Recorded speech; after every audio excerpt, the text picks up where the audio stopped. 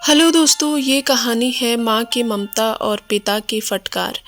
बेटे के जन्मदिन पर रात के 12 बजे माँ का फ़ोन आता है। बेटा फ़ोन उठाता है तो माँ बोलती है, जन्मदिन मुबारक हो बेटा। बेटा गुस्सा हो जाता है और माँ से कहता है, सुबह फ़ोन करती, इतनी रात को नींद खराब क्यों की। कहकर फ़ोन रख देता है। थोड़ी देर बाद पिता का फ़ोन आता है। बेटा पिता पर गुस्सा नहीं करता बल्कि कहता है, सुबह फ़ोन करते।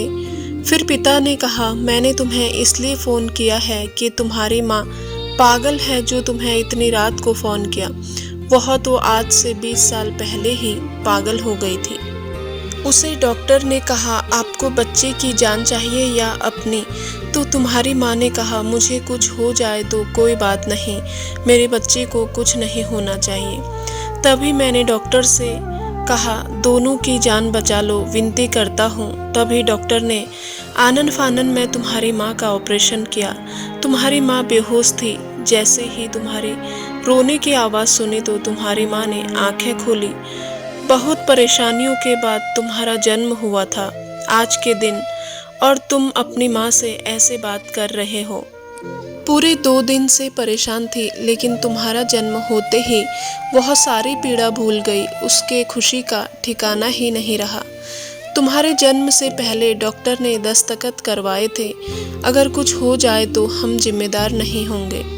तुम्हें साल में एक दिन फ़ोन किया तो तुम्हारी नींद खराब हो गई। मुझे तो 20 साल से हर साल रात को उठाती है, बोलती है, हमारे बेटे का जन्म हुआ था आज के दिन, और कहती है, देखो हमारे बेटे का जन्म इसी वक्त हुआ था।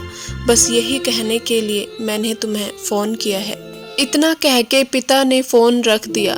बेटा सन्न हो जाता है। सुबह घर जाकर माँ के पैर पकड़कर माफ़ी मांगता है। तब माँ कहती है, देखो जी मेरा बेटा आ गया। फिर पिता से माफ़ी मांगता है। तब पिता कहते हैं, आज तक यह कहते थे कि हमें कोई चिंता नहीं है, हमारी चिंता करने वाला हमारा बेटा है, पर अब तुम चले जाओ। मैं तुम्हारी माँ से कहूँगा कि चिंता मत करो, मैं तुम्हारा हमेशा की तरह आगे भी ध्यान रखूँगा। तब माँ कहती है, माफ़ कर दो जी, बेटा है हमारा। सब जानते हैं दुनिया में एक माँ ही है जिसे जैसा चाहे कहो, फिर भी वह गाल पर प्यार से हाथ फेर लेती है।